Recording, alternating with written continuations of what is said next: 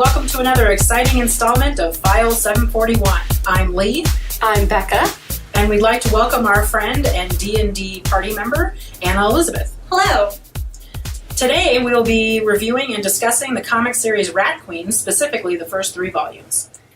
Spoilers, of course, but we want to talk about the stories, the art, and kind of our own experiences with these first 3 volumes of this series. So, Leigh, why don't you kick us off with Volume 1 and kind of talk about what it is you really liked about it? I really liked Volume 1, and I really liked the idea of this comic. Even though it's predominantly created by male authors and artists, I really liked the characters and the story. It's kind of gory, it's kind of dark, it's got some dark humor in it, and it's a very adult comic, and I really enjoyed that quite a bit. So the Rat Queens are a band of 4 badass ladies.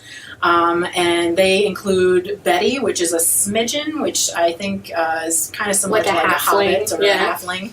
And what I liked about her, she's one of my favorite characters, is that she's a queer character.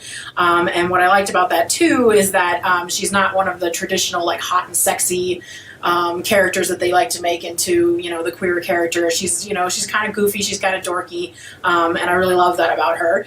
She's got an addiction to candy and drugs, alcohol, and sex, and if it's fun, she's all in. Another character is Dee. She's a former cultist in some ways, from a sect that worshipped a giant flying squid. I like that she's a woman of color, and she has healing powers, so she's kind of like a witch doctor in some ways. And then there's Hannah, who's an elf, and kind of a dark elf, I would say. I think she comes from a necromancer type. Yeah, and I think she might actually be a half-elf, which is only relevant if you play D&D. True. But it's similar. Yes, I think I remember that as well. That, I think, becomes revealed in the Volume 2, doesn't it? I believe so. Yeah, that she might be part demon. And she can do magic. She's got a pretty bad attitude. She's kind of like a goth type, and she's very impulsive. And then there is Violet, who's also a really awesome character. She's a very trained warrior, and she's very good with armor and weapons and combat and discipline. And the setting for this is in the town of Palisade. Which I always think of Colorado because we live in Colorado. So I'm like, peaches!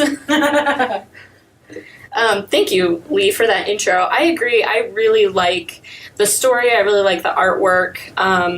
It is very violent, almost gratuitously so, and it's pretty funny that I enjoy it so much because I am pretty sensitive about violence. I don't watch The Walking Dead. I don't watch Game of Thrones. It's all a little too much for me, but somehow with this comic, it really works, and it feels violent and feels heavy in a way that makes sense for the world that they live in. I also think that the comedic timing in, especially the first 2 volumes, but also the third, is really great. They really find a way to make the timing work, and so not only is it a really interesting story, it's also really funny. Like Gary. Poor Gary.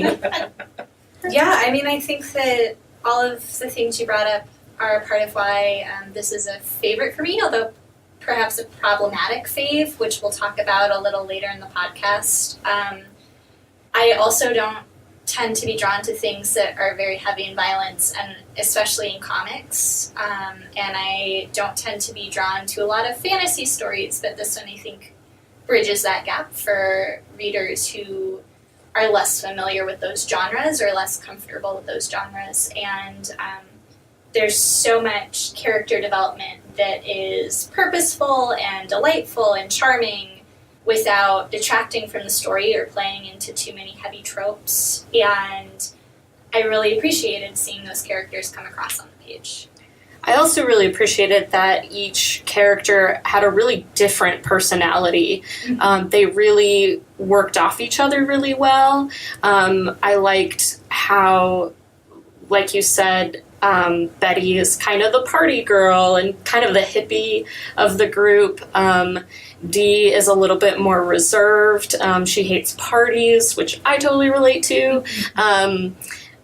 Hannah is kind of all over the place. She is very much centered in kind of anger, and that's kind of how she approaches everything. And Violet is so grounded. I know that sounds cliche for a dwarf, but she really knows what she wants. And like with Orc Dave, her relationship with Orc Dave, she's just like, I'm going for it, and this is what I want, and screw tradition, which I really appreciate about her.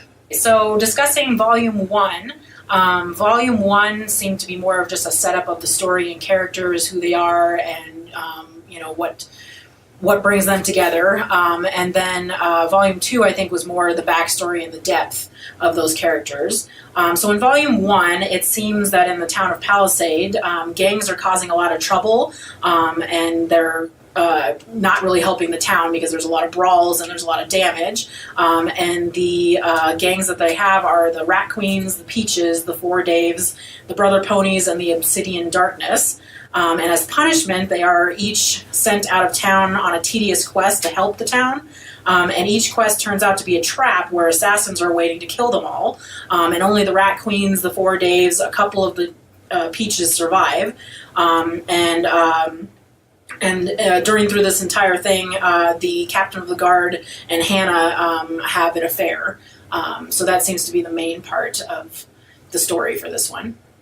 Which I do appreciate how sex positive these stories are, and that nudity isn't really tiptoed around. It's just kind of a fact of life. And for the most part, I didn't really feel that it was unnecessary, Right. that it was there to be, titillating or whatever. But I thought that it was kind of refreshing that they didn't really have to censor themselves, also in language, definitely from Hannah especially, but that it's definitely an adult comic, but it doesn't really feel pornographic. And there's male nudity as well, which we don't always see. So I thought that was kind of cool. Yeah, that's very true. But yeah, I liked how in the first volume you really got introduced to these characters, and in the second we saw a little bit more how they interact with each other. They fight, which is kind of fun. I've fought with my friends before, and so I know that even though we love each other, sometimes we don't always agree. But it's great to see that relationship dynamic. It doesn't feel cliched. It doesn't feel like a chick flick, and it doesn't feel forced. All of those relationships really feel natural, and that they have spent so much time together that they really know how one another reacts to certain things. One of my favorite parts of the Rat Queens' interactions with each other is they're not competing with one another. There's no way that them as characters or within the plot or the overall writing of the story, they're used in a, women can't get along kind of way. When they're fighting, it's playful and intentional, and like actual women fight in the world. It's really portraying that kinship and that companionship that I think we need more of in women's stories. I also really appreciate that, especially in Hannah and Tizzy's relationship, that when we see in the flashback of when Hannah first went to Mage U, Tizzy was really the first person that approached her in a kind and empathetic way. And so they have a really kind of complicated relationship. And even though they don't really get along and they disagree on a lot of things, they have each other's back, which, again, I really appreciate that they're not competing against each other, or they're not competing for like romantic relationships, which tends to come up a lot in these sort of scenarios. I also, just in general, really appreciate the way that the combat is drawn and the way that the panels are laid out. Sometimes panels can be too crowded, or they put too much emphasis on certain things, but with the artwork, it's definitely very intentional, and you can tell exactly what's happening and in a very specific way. I thought that the combat especially was drawn very specifically in that way. I also appreciated the realism. It didn't feel cartoony. It was very dark. I also don't typically like gore in comics that much, but it's done in a way that is respectable, and I appreciate that quite a bit. I'm wondering so when the squid monsters arrive and they start kind of possessing people or changing their minds so that they're kind of trapped in these memories, I wasn't really sure what the purpose of that was. Do those squid gods like feed off of Yeah, they were memories? feeding off of displaced energy. Okay, clearly I missed that. But yeah, I thought that was kind of interesting, and it was kind of cool to see that we got to see a little bit of Violet's backstory when she meets the female dwarf who's fighting in the competition, who's like, I shaved my beard because I don't care, and everybody else can fuck off, and she was just like, oh my gosh, you're my hero, I love you so much. And I thought that was really kind of an interesting little tidbit of Violet's backstory. So I felt with book 2 that the story kind of became a little bit more dark and serious, and that you kind of got more depth into it. So you got more of the backstory of each character and why they are that they are, and how they got to be where they are. And also the plot was way more terrifying. The villain was way more terrifying with the apocalypse basically happening. Yeah, and I think that was such a powerful volume with just these amazing power panels and the characters really stepping up to end the apocalypse. I mean, that's a huge thing that they took on in really intentional ways, and we got to see the characters grow, but I don't know how you can continue the story effectively from that point, and I wonder if maybe backed himself into a corner by starting off with such a big plot arc so early in the series. Yeah, so let's talk about Volume 3. I think we all have some strong opinions about where this series has gone. For me, the biggest thing for me in Volume 3 was I had a really hard time following the story. I think Anna brings up a really good point that how do you continue with such a big story? And I think the problem is they tried to continue every aspect of the story, and so in Volume 2 we really get the first sense of who Hannah is and her powers and her demonic background, and so Volume 3 really tries to follow that story. But then there's also stuff about Dee and her becoming the high priestess now, and she's like, oh, I have to kill this god, and then all of a sudden Betty is not who she says she is, and I think Violet is the only one who doesn't kind of get her own separate story. And then everything that had to do with Gerard and the Council of Nine, I had no idea what was going on basically that entire time. Yeah, it was pretty scattered. It was a lot of plot points all over the place at the same time. It was hard to see the story. I will say that Volume 3 was my absolute least favorite, to the point that I got rid of it because I didn't want to think about it. The artwork I did not care for at all. I know that they had to get a new artist for it, which we'll discuss in a few. But it's way more cartoony and way more bold. It seems to be way more overly sexualized for no reason.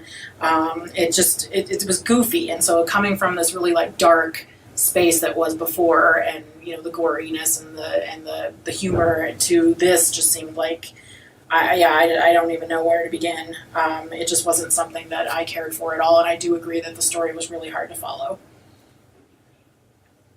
I still think it had pretty great comedic timing, like when Betty and Violet met the dragon. I thought was a really great kind of little side adventure.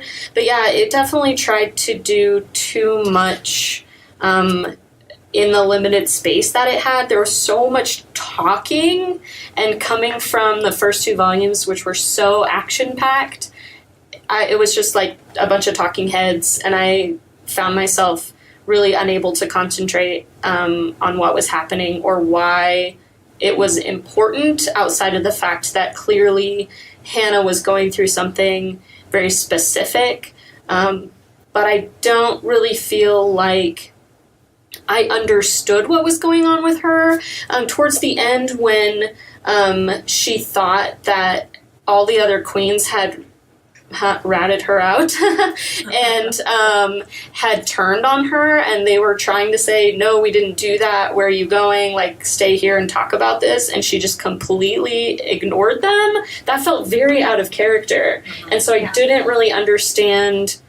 Most of the time it's the opposite, when you're like, if these two characters would just talk to each other, everything would be solved. But they were talking to each other and nothing was solved, and it just felt very strange to have her go so far outside of what I kind of understood her character to be.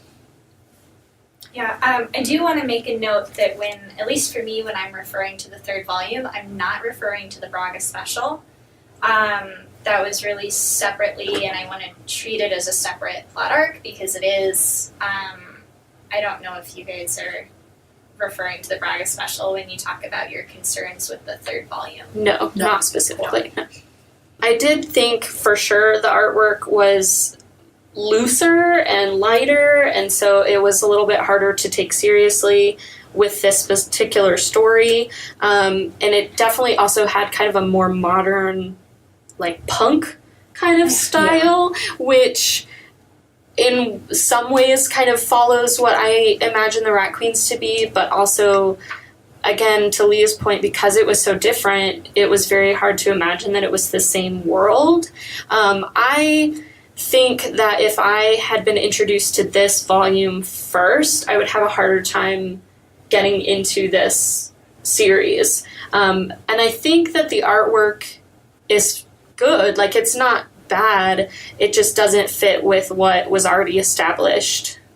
Yeah, for me it feels more sci-fi and less fantasy. It's got these, neon greens and bright reds, and a lot of things in the storyline might support that. There's like portals and time travel kind of elements to it, but I feel like that was just very incompatible with what had already been set up in the world building. There's like a steampunk sled at one point, which felt sort of off to me. I don't know, a lot of the details would have been good in another story. And it's funny, when I first started reading it, I was like, okay, the art is really different, but at least the characters still look like themselves. But then I wrote, sort of, because they definitely have a very different feel to them than in the first two volumes. Everybody's boobs got bigger for reasons. And Dee's skin is definitely lighter, and her hair is less curly, or it has a different style to it. And so that was disappointing, to have really the only woman of color in this group to then be whitewashed in a way. I mean, she's still a woman of color, but she is now kind of a more traditionally beautiful sort of person. Agreed. I think it's worth noting, Dee was created by a Black artist, and so I think that maybe Rock Upchurch was able to bring in some more knowledge of how powerful that is to have a actually dark Black female character who literally saves the world. And I wonder if maybe some of that intention got lost by Volume 3. So, Anna Elizabeth, I know that you are the one who brought this issue to my attention, which is part of the reason why I wanted you here, to talk about the kind of rough background of this series and why the artwork changed. I know that Leigh and I weren't really aware of what had been going on behind the scenes, and so it's a little bit easier to criticize an artist when we don't necessarily know why a new person was brought on. So can you give us some background on to what happened with this comic? Yeah, I'd love to. Okay, so as I understand it, back in 2014, Rock Upchurch was arrested on charges of domestic abuse against his wife. His wife has mostly remained anonymous in reportings of this procedure, so I'm going to keep referring to her as his wife and not by her name, although she has been very vocal while keeping that anonymity. It came out when that news was released. There was also a Delaware Family Services notice of substantiation stating his responsibility for an incident of abuse against his child from 2012 that resurfaced at the same time. In that process, Rock Upchurch was removed from the Rat Queens project despite being one of the original creators alongside Curtis Weeby. Curtis Weeby released a statement saying he was deeply saddened that Rat Queens was connected to domestic violence, but still really cares about Upchurch as a friend and a co-creator, but that he would be removing Upchurch from the project right away. With that, Rock Upchurch's wife made some claims that his alcoholism, extramarital affairs, physical assault, and sexual abuse were the result of his success as a comic creator, which does seem to go in trend with a lot of recent famous content creators using their fame as a platform for either obtaining abusive situations or hiding their abuse. So when he was removed, while he was removed from the project, he still earns full residuals from being a character and series creator. He has ownership over the characters, so all the further artists that have done any work on the series do still create in his imagined ideal of those characters. And he is very active still in the comic scene. He tables at cons, he still sells a lot of Rat Queens merch, he makes a lot of commission pieces and profits very heavily financially from the series, despite not being an active creator at this time. When he was removed, Steven Sejic came to the scene as the artist for 2 episodes. So Upchurch was responsible for issues 1 through 8, Sejic for issues 9 through 10. Tess Fowler then came to the scene for the Braga special and was responsible for issues 11 through 16. I'm unsure if she was announced as the official permanent artist and then was removed from the project due to creative differences, as Weeby has claimed, or if it's just fans that sort of projected that permanent status onto her since she had the longest run since Upchurch as an artist on the series. From what I understand from her, from Tess Fowler. See, I even wrote it incorrectly. She had been told that Rat Queens was hers, that she was going to be the permanent artist. And she says that she went to Weeby multiple times and said, "Are you sure? Like, I have this, right?" And they were like, "Oh yeah, don't worry about it. This is yours." And so her biggest issue, besides of course having to deal with all of this, is that she never got a heads up, and she was asking multiple times if she could be told if something was changing, and she wasn't told until she was told that she was no longer on the project. Yeah, that's my understanding as well. Tess Fowler was very vocal but gracious in her exit. She had a Twitter thread where she spoke truthfully and didn't mince words, but also didn't throw anyone under the bus unnecessarily, I thought. Where she said the word pushed out, specifically for Rock Upchurch to return to the series. That hasn't happened yet, so I don't know if the original plan by Weeby and Image Comics was to bring Upchurch back after a couple years had passed since his domestic violence arrest. And then fans got really upset about it, so they decided to backtrack and bring on a different artist, or if that was just her impression and they didn't have that plan. It's unclear where that line is drawn, but he has not come back yet. She did say she was given no warning despite multiple requests to really have that heads up if she was not going to be sticking with the project. But it did appear for a while that she would be the permanent artist with this project. Again, Kurt Leigh said that he felt like it was just incompatible and that he wasn't able to do his best work with her as the artist. We all felt like her volume was not the strongest of the three that we're discussing today. But it is interesting to note, so there have been, I believe, 29 issues, and 22 of them have had male artists.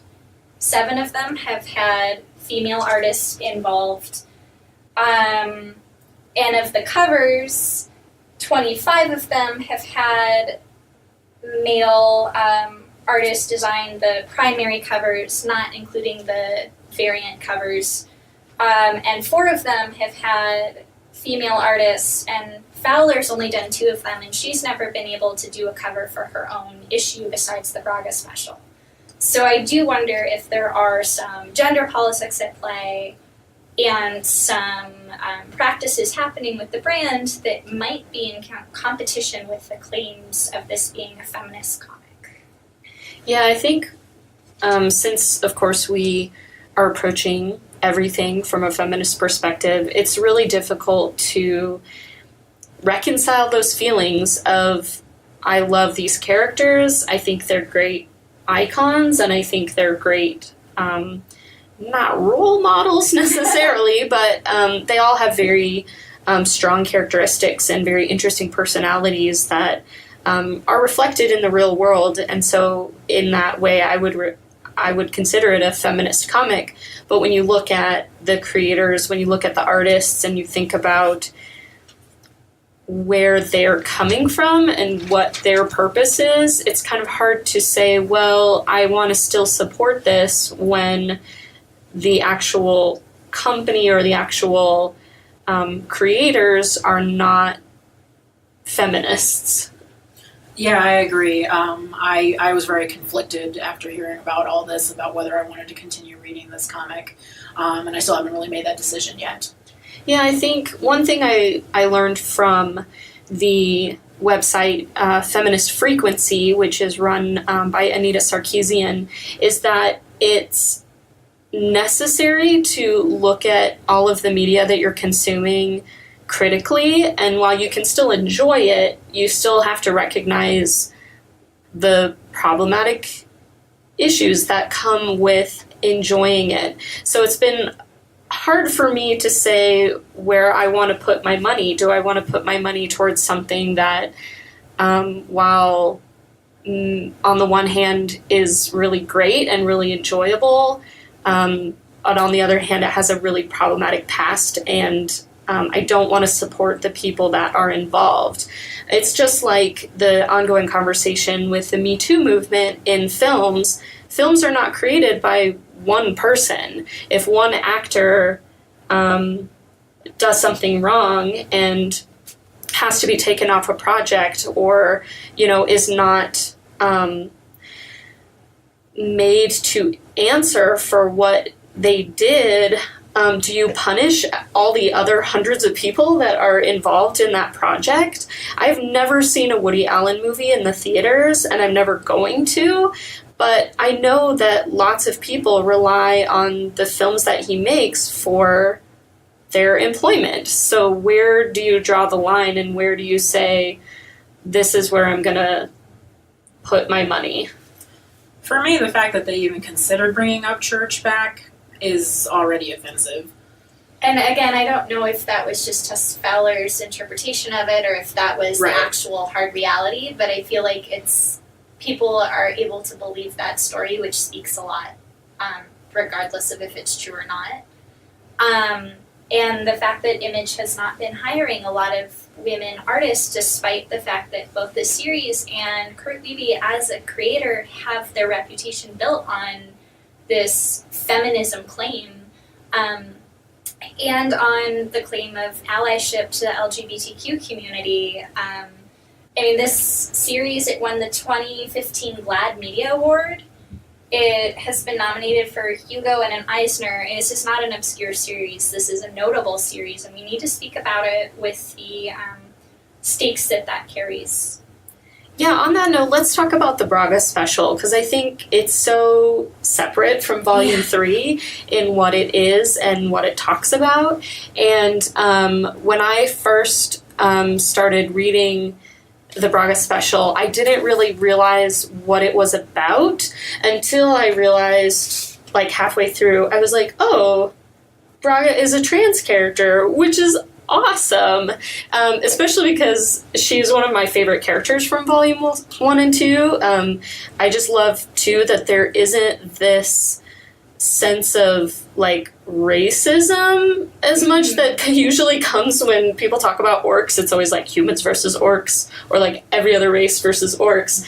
But everybody really supports Braga and loves her, and she really stands up for everybody, and she saves a lot of people in Volumes 1 and 2 when the apocalypse is happening.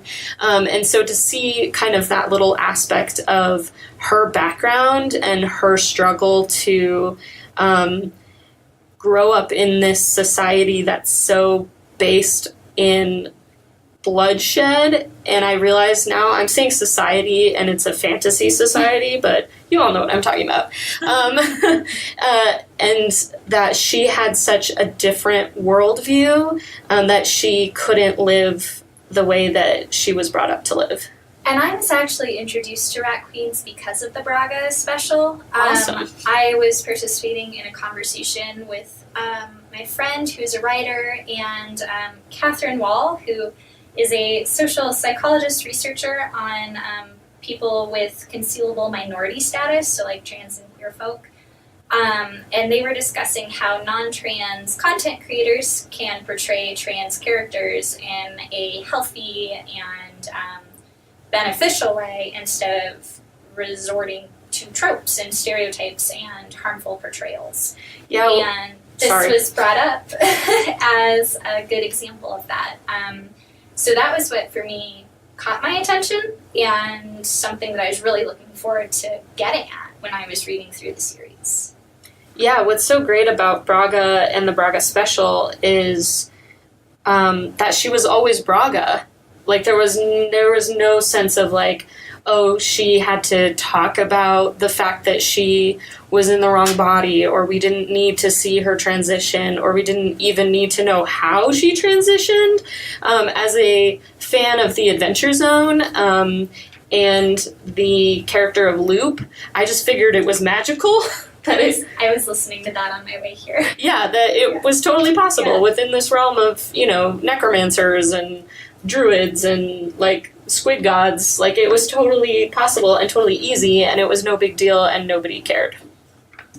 I know that Volume 4 has come out, and I haven't read it, and I don't think Beckah has read it. Nope.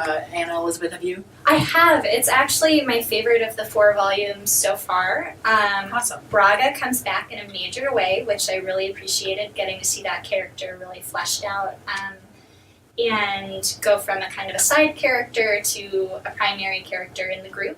I was going to say fleshed out as in bigger boobs. Nope, the boobs go back to regular size. Okay, yay! I also, as a Dungeons & Dragons player, really appreciate the pacing of this volume. I think it's back to traditional adventuring and a lot less of the sort of scattered plot that we saw in Volume 3 and the really heavy, intense plotline that we saw in Volumes 1 and 2. It felt more about the characters developing in this world and less about the world becoming too intense for the characters or perhaps a reader to handle. The artwork also returns to a lot more of the action posing and panels as opposed to all the talking heads. The characters have just some really funny interactions with each other and some new characters that have been introduced. And it is clear that it is a reboot. They did do a soft reboot after Tess Fowler left the series, and you can tell that some aspects of the previous volumes they're just moving past and starting kind of fresh. So I would recommend reading it and checking it out, especially if you felt like Volume 3 was discouraging. This comes back to it. That's good to hear. Thank you, Anna Elizabeth. That's great to end kind of on a high note. It is difficult for us as readers of comics and consumers of this type of media to recommend something that has had such a tumultuous past, but we've really enjoyed the first couple of volumes, and while Volume 3 kind of had some issues, it sounds like Volume 4 is kind of getting back on track. But always remember to support your local artists, people of all types of people. So this has been File 741. I'm Leigh. I'm Beckah. And I'm Anna Elizabeth. Thank you for listening, and please like us on Facebook or follow us on Instagram and Twitter. You can tune in to all of our podcasts on iTunes, Podbean, or YouTube, or at thefeminerdfiles.net.